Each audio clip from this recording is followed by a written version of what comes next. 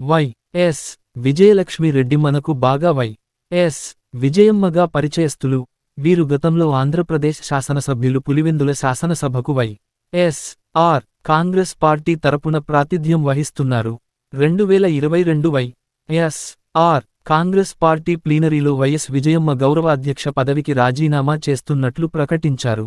ఆంధ్రప్రదేశ్ ముఖ్యమంత్రి వై.ఎస్. రాజశేఖరరెడ్డి మరణానంతరం జరిగిన ఫిబ్రవరి 2010 ఉప ఎన్నికలలో ఏకగ్రీవంగా పులివెందుల శాసనసభ స్థానానికి కాంగ్రెస్ పార్టీ తరపున ఎన్నికయ్యారు. 2011 మార్చిలో పులివెందుల శాసనసభ స్థానానికి కాంగ్రెస్ పార్టీకి రాజీనామా చేసి వై.ఎస్. జగన్మోహన్ రెడ్డి పెట్టిన కొత్త పార్టీ వై.ఎస్.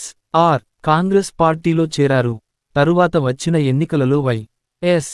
రాజశేఖరరెడ్డి సోదరుడు వై.ఎస్. వివేకానందరెడ్డిపై 81,373 తేడాతో గెలుపొందారు.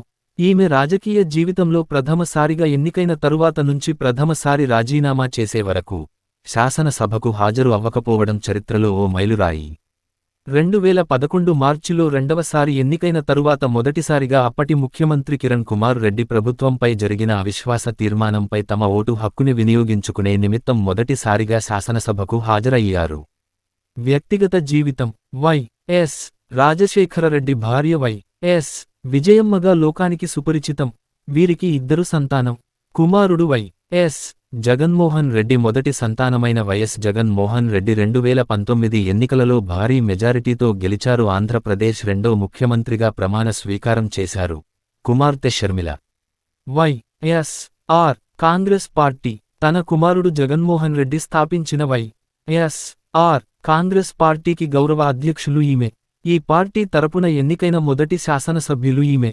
పార్టీ ఏర్పాటు చేసిన రోజు నుండి అనేక కార్యక్రమాలకు గౌరవ అధ్యక్షురాలుగా ఉండి 2014, 2019 ఎన్నికలలో ప్రచారానికి వెళ్లడం జరిగింది.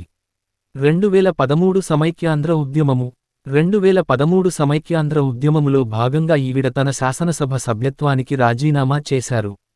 అంతేకాకుండా విభజనను నిరసిస్తూ గుంటూరులో ఆమరణ నిరాహారదీక్షను చేశారు.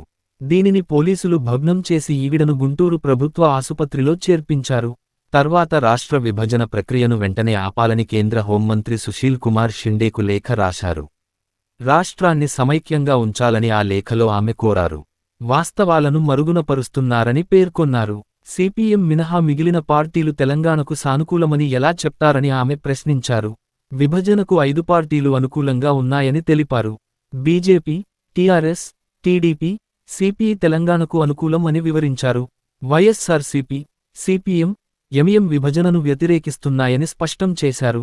ఉన్నత పదవిలో ఉన్న సదరు మంత్రి వాస్తవాలను ఎందుకు మరుగునపరుస్తున్నారని షిండేను ప్రశ్నించారు. 2012 డిసెంబరు 28 నాటి అఖిలపక్ష సమావేశం నుంచి తాము విభజనను వ్యతిరేకిస్తున్నట్లు తెలిపారు. ప్రధానికి రాసిన లేఖను కూడా ఆ లేఖకు జతపరుస్తున్నట్లు పేర్కొన్నారు. ఒక ప్రాంతానికి న్యాయం చేయమంటే మరో ప్రాంతానికి అన్యాయం చేయమని కాదు కదా అని ప్రశ్నించారు. ఓట్లు, సీట్ల కోసం ప్రాథమిక న్యాయసూత్రాలను కాంగ్రెస్ విస్మరించిందన్నారు.